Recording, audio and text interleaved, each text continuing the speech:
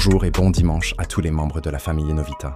Papa Patrick Bolima, nous vous accueillons en ce dimanche avec quelques informations concernant les États-Unis qui, selon moi, tentent de freiner l'élan du président Tshisekedi dans ses actions offensives contre les forces de Paul Kagame. Grégoire Sombolayi à Kinshasa, quand l'aigle veut ralentir le léopard, ce n'est pas par peur du saut, mais par crainte du rugissement. Les grandes puissances ne freinent pas les faibles, elles freinent ceux qui commencent à marcher droit. Aujourd'hui, nous avons beaucoup à discuter, mais n'oubliez pas d'aimer et de partager la vidéo, la famille.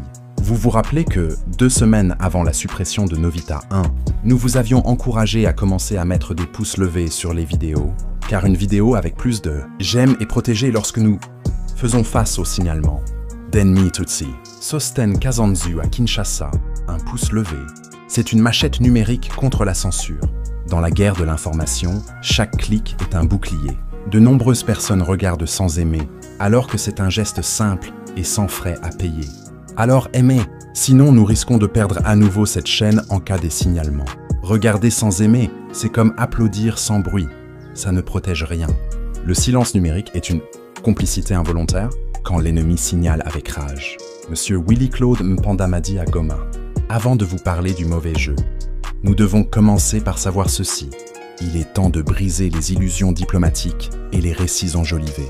Les États-Unis n'ont jamais colonisé un État, non pas par vertu, mais parce qu'une colonie ne colonise pas. Monsieur Emery Bissoukoudia à Kananga. Le voleur ne condamne pas le vol, il le rebaptise stratégie. Une colonie ne colonise pas, elle exporte ses méthodes sous d'autres noms.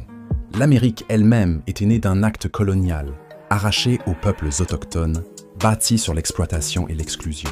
Ce passé colonial, bien que maquillé, façonne encore sa politique étrangère. Jean Florent et Allé Lomela. On ne construit pas une maison sur des ossements sans que les murs tremblent. Le passé maquillé finit toujours par couler sous la pluie de la vérité. Quand les Américains ont soutenu l'indépendance du Congo, ce n'était pas pour libérer un peuple, mais pour installer une zone neutre à exploiter, loin des rivalités européennes, mais riche en ressources et peuplée d'autochtones qu'on pouvait ignorer. Bonaventure Amisimwenga. Quand la liberté est offerte par ceux qui exploitent, elle vient avec des chaînes invisibles. Ce n'était pas une indépendance, c'était un changement de gestionnaire. Quand l'éléphant veut traverser la rivière, il ne demande pas l'avis des poissons. Voilà comment les puissances ont agi au Congo, sans égard pour les vies, les cultures, les aspirations. Les puissants ne demandent pas la permission, ils imposent leur passage. Quand la rivière est traversée sans égard, les poissons deviennent des silences noyés. Mitterrand Muanda à Boma, le vrai acte colonial, brutal et assumé, vient de la Belgique. Léopold II, roi sans scrupules, s'est offert le Congo comme un jardin privé, un terrain de chasse humaine. Puis, dans un geste d'apparente générosité, il offre le Congo à la Belgique, qui en fait un État congolais belge, une contradiction en soi. Comment un État peut-il être à la fois congolais et belge? C'est comme dire qu'un lion appartient à la savane et aux eaux en même temps. Franklin Irung à Moanda. Un lion en cage reste un lion, mais il rugit pour rien. Offrir ce qu'on a volé n'est pas un don, c'est une mise en scène. Le singe ne devient pas roi parce qu'il porte une couronne, mais parce qu'il protège sa forêt. Le Congo n'a jamais été protégé. Il a été pillé, déguisé en État, mais toujours traité comme une réserve. King Komba le sage. La couronne ne fait pas le roi, c'est la forêt qu'il défend qui le légitime.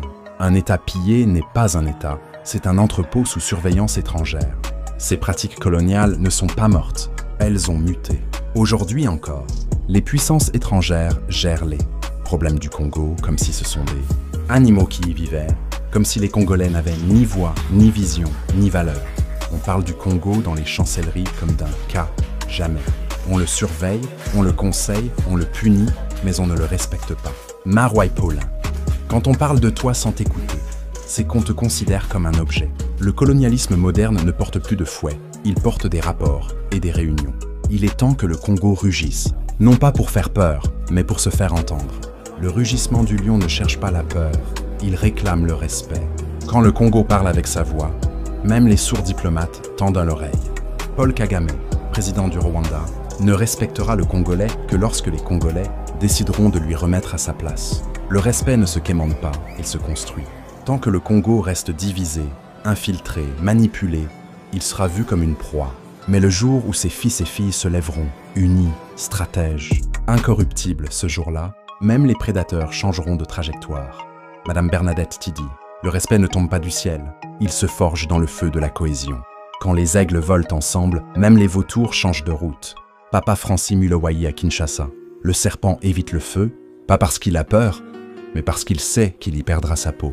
Le serpent connaît le feu, pas par légende, mais par expérience. Ce n'est pas la peur qui fait fuir, c'est la mémoire des brûlures. Joyce Kabila. La paix ne vient pas de Paris, ni de Washington. N'allons pas chercher la paix à Washington ou à Paris. Ces capitales ne sont pas des temples de justice, ce sont des centres d'intérêt. La paix du Congo se trouve au Congo, dans la conscience de ses fils et filles. Elle se trouve dans le refus de détourner, dans le rejet de la trahison, dans la construction d'un mur moral autour des frontières. Issa Limbala. La paix ne voyage pas en avion, elle pousse dans le sol qu'on cultive avec dignité. Un mur moral protège mieux qu'un mur de béton, quand les fondations sont faites de vérité. Pauline Onauchu à Kisangani. L'aigle ne construit pas son nid sur les branches mortes. L'aigle choisit la hauteur, mais jamais la fragilité. Ceux qui veulent bâtir doivent d'abord vérifier la solidité de leurs valeurs. Le Congo doit se reconstruire sur des valeurs vivantes. Intégrité, courage transmission. Une nation ne grandit pas avec des slogans, mais avec des racines solides. L'intégrité, c'est le bouclier invisible qui rend une patrie inviolable. Jones Kapembwa Nzambi. Plus on arrête de détourner, plus le Congo sera puissant. Plus on arrête de trahir pour des intérêts personnels, plus les frontières du Congo seront des murs infranchissables. Pas des murs de béton, mais des murs de conscience, de dignité, de stratégie. Le monde ne respecte que ceux qui se respectent. Le Congo ne sera respecté que lorsqu'il se regardera dans le miroir et dira « Je suis souverain, je suis digne, je suis prêt ». Paulo Ngonga Willow à Luanda. Le respect commence quand le miroir ne ment plus. Un peuple qui se respecte trace des frontières que même les puissants hésitent à franchir. Salomon Sankara Nyundu. Le feu ne demande pas la permission pour brûler. Il éclaire ou il consume. À nous de choisir. Le feu ne négocie pas, il révèle. Quand le feu éclaire, il guide. Quand il consume, il corrige. Le choix appartient au bâtisseur. Alors ouvrons la boîte, mais passant les ambassadeurs de Dieu. Je pense à vous, chers serviteurs de Dieu. Pasteur James Ilunga à Kolwezi. Pasteur Bernard Mafikan Zolameso à Chikapa. Pasteur Francisco Makumbi Kembo en Angola. Pasteur Chegombala à Kinshasa. Évangéliste José Moussa à Kinshasa. Pasteur Emmanuel Tubajiki. Évangéliste Robert Mangiro à Kinshasa. Évêque Isaiah Mukadi Mwangala. Pasteur Pauline Ilunga en Angola. Pasteur Amani à Bukavu. Merci à vous. Allons au fait et la lumière se fera. La famille, vous savez, après les frappes de drones et les opérations des avions de chasse de l'armée congolaise, il est important de souligner que Kagame a subi des pertes significatives parmi ses soldats sur le sol congolais. Comme je vous l'ai dit dans des vidéos précédentes, si la communauté internationale ne s'interpose pas pour prendre des mesures pour instaurer un cessez-le-feu, Kagame pourrait voir son armée perdre plus de la moitié de ses effectifs. Titi Chilumba en Namibie. Quand les drones chantent, les mensonges militaires perdent leur voix. Une armée qui fond comme neige au soleil ne peut plus prétendre à l'orage. Je vais clarifier la situation. Après le début des frappes aériennes congolaises, les corps ont été rapatriés en grand nombre au Rwanda pour y être enterrés. Dans des fosses communes, car les cimetières militaires au Rwanda étaient presque pleins. Zoro Babel Kambulu. Quand les cimetières débordent, c'est que la guerre a perdu son costume de victoire. Les fosses communes ne mentent pas. Elles parlent en silence, mais elles crient la vérité. D'après des images publiées par Africa Intelligence, il était rapporté que des enterrements avaient lieu tous les 3 jours dans ces cimetières militaires. Et le président Kagame avait interdit les inhumations dans les cimetières militaires afin d'éviter d'être détecté par des satellites. Quand on cache les morts aux satellites, c'est que la vérité fait trembler les étoiles. Interdire les inhumations, c'est maquiller la défaite avec du béton et du silence. Aujourd'hui, les corps des soldats rwandais sont enterrés dans ces fosses communes, à l'exception des officiers supérieurs. Ce qui veut dire que les forces congolaises ne sont pas en train de faire les siestes, mais plutôt les nettoyages. Ce n'est pas une sieste, c'est un ménage stratégique. Quand le Congo nettoie, même les ombres cherchent à fuir la lumière. Depuis un moment, de nombreuses familles, Tutsis au Rwanda n'ont plus de nouvelles de leurs proches qui servent dans l'armée rwandaise envoyée au front en République démocratique du Congo, sans même être au courant que leurs enfants participent à ces combats dans un pays voisin. Quand les fils partent sans adieu, c'est que la guerre a volé la vérité. Une armée qui cache ses soldats, c'est une armée qui creuse ses propres tombes. Ces familles n'ont pas accès aux informations. de l'armée rwandaise concernant leurs enfants. Lors de la dernière manifestation des mères de soldats devant les états-majors, la réponse qui leur a été donnée était que leurs enfants étaient en mission avec les casques bleus dans divers pays, alors que les forces de maintien de la paix permettent aux soldats de rester en contact avec leurs familles. Mentir aux mères, c'est maquiller la guerre avec du fond de teint diplomatique. Les vrais casques bleus appellent leurs familles. Les fantômes de Kagame disparaissent sans signal. Le nombre de décès a augmenté depuis que l'armée congolaise a pris conscience de la situation. À Goma, ceux qui soutiennent la vision Tutsi comme des pantins de Kagame ont tenté de proférer des menaces vides. Malgré leurs avertissements de reprendre les attaques, il apparaît qu'il manque à la fois de troupes et d'équipements pour réaliser les offensives promises par Nanga le mois dernier. Quand les pantins menacent, c'est que le marionnettiste tremble. Une menace sans troupes, c'est comme un téléphone sans batterie.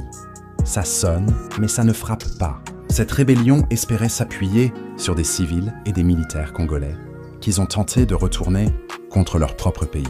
Cependant, il est regrettable que de nombreux combattants se rendent au Wazalendo et au FARDC à chaque déploiement, ce qui a modifié le cours de la guerre. Quand les fils du sol se retournent contre la trahison, la terre commence à respirer.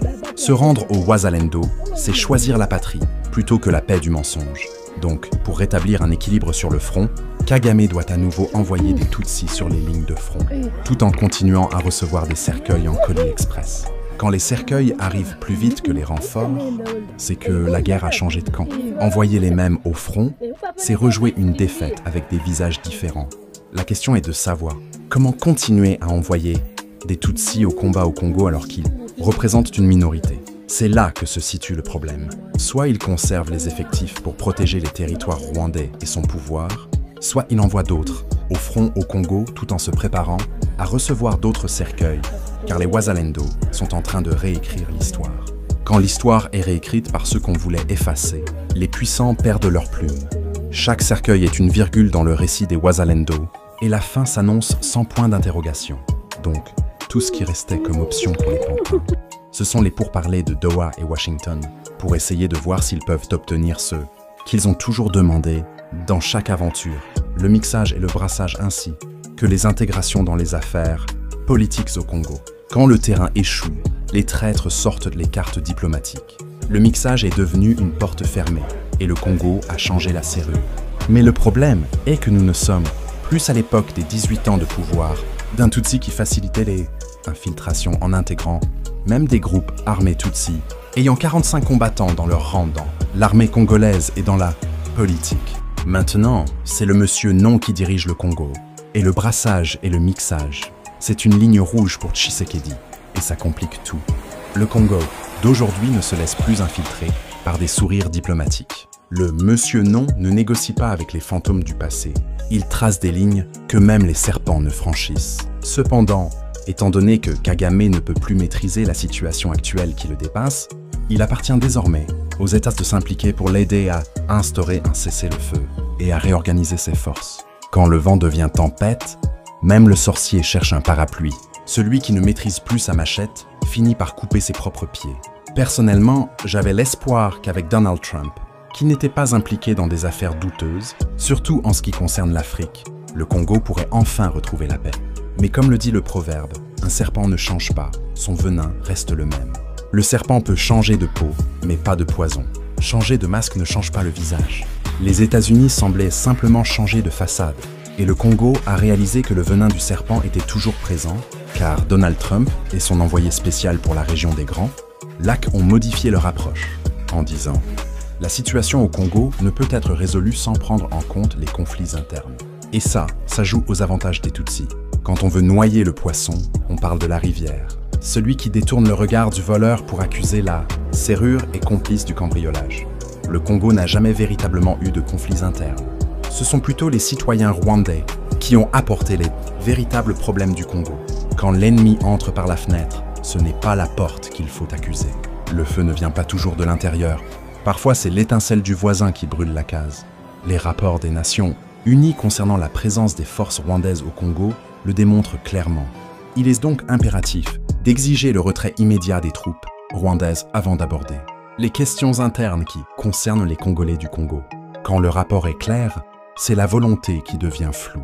On ne balaie pas la maison pendant que le voleur est encore assis dans le salon. Si le Congo a des problèmes internes à résoudre, cela relève des Congolais. Ce qui est particulièrement déroutant, c'est que ce sont des responsables rwandais qui exigent des mesures urgentes pour y remédier, alors que le Congo est un pays souverain et que ni les États-Unis, ni la France, ni Kagame n'ont le droit de dicter la gestion des affaires internes du Congo. Quand le voisin commence à donner des ordres dans ta maison, c'est que tu as laissé la porte ouverte trop longtemps. Un lion ne demande pas à l'hyène comment gérer sa tanière. Les États-Unis, après avoir constaté que les demandes de gestion de l'Est du Congo par des représentants de Kagame avaient été fermement rejetées par le Congo lors des discussions à Doha, ont même révisé leur calendrier, qui était pourtant bien établi. C'est ici que le suspense débute. Quand le calendrier change, c'est que la vérité a bousculé les agendas. Le jeu devient intéressant quand les tricheurs commencent à perdre. Soit les États-Unis ne parviennent pas à exiger un retrait immédiat et inconditionnel des troupes rwandaises, soit ils jouent le rôle d'un pyromane qui protège Kagame, alors qu'il s'agit d'une agression contre un pays membre des Nations Unies. C'est vraiment une honte. Celui qui allume le feu et crie au secours est le vrai danger. On ne peut pas être pompier le jour et pyromane la nuit. À présent que le président Tshisekedi a décidé de lancer des offensives, c'est en France que Massad Boulos a appelé toutes les parties à respecter le cessez-le-feu, car Kagame est en difficulté sur les lignes de front. Quand le tambour de guerre résonne trop fort, les hypocrites sortent les flûtes de la paix. Ceux qui n'ont pas saigné sur le front sont toujours pressés de parler de trêve. Après le sommet organisé par Emmanuel Macron à Paris, le président Tshisekedi a poursuivi ses efforts de guerre avec la même détermination, et les États-Unis ont réalisé que pour que le Congo puisse mettre fin à ses offensives, il était nécessaire d'organiser une nouvelle rencontre entre les deux, pays pour d'autres accords. Et le président Tshisekedi, lui, il a pu percevoir que nous étions sur la voie d'une paix durable, ce qui semble être une forme d'hypocrisie. Quand la paix devient un costume, il faut vérifier qui tient l'aiguille. La vraie paix ne se signe pas dans les salons, elle se construit sur la vérité et la justice. Au Brésil, le président Tshisekedi a affirmé qu'il s'attendait à des progrès significatifs dans les prochains jours concernant le processus de Doha et Washington. Et boum, les drones et les avions de chasse ne frappent plus sur les lignes de front. Un silence total s'est installé, à l'exception des consolidations de positions que les Wazalendo ont acquises, ce qui est d'actualité.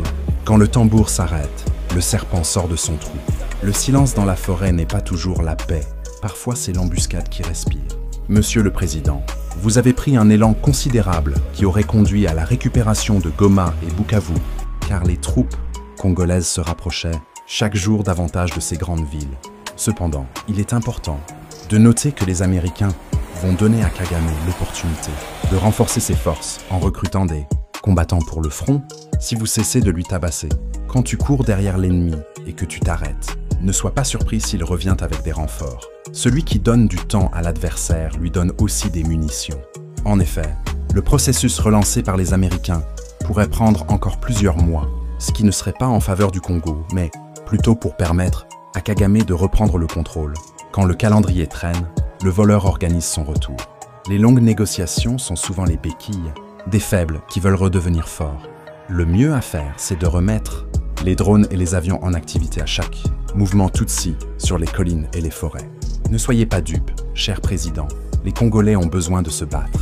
Quand le feu s'éteint trop tôt, les cendres cachent encore des étincelles.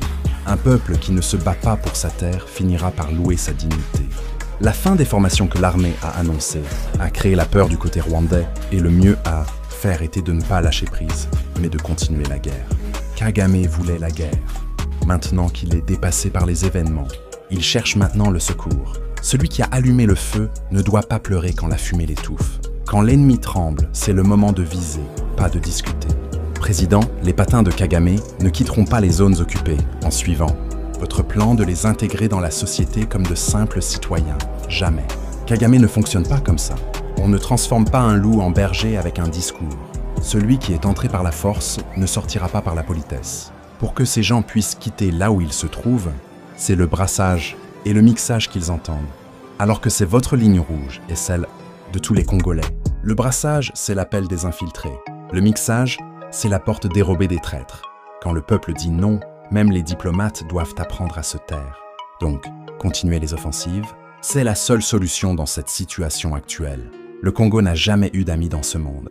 Continuer les combats, c'est la seule option pour que Kagame quitte le Congo sans avoir réussi ce qu'il cherche à avoir et non avec des simples signatures par-ci par-là. Le Congo n'a pas d'amis, il n'a que ses fils. Les signatures ne libèrent pas une nation. Ce sont les sacrifices qui écrivent l'indépendance. Merci infiniment d'avoir regardé cette vidéo jusqu'au bout. Nous espérons que vous avez trouvé notre contenu aussi passionnant qu'enrichissant. Votre engagement signifie énormément pour nous. Alors, si cette vidéo vous a plu, n'oubliez pas de la liker, de la partager avec vos amis et de laisser un commentaire ci-dessous. Un grand merci à nos fidèles abonnés pour votre soutien continu. Vous êtes la force qui nous pousse à continuer de créer et de partager. Et si vous êtes nouveau ici, bienvenue dans notre communauté. Nous serions ravis de vous compter parmi nous. Alors n'oubliez pas de vous abonner et de cliquer sur la cloche pour ne manquer aucune de nos futures vidéos. Rejoignez la communauté Novita TV et ensemble, continuons à explorer, apprendre et grandir.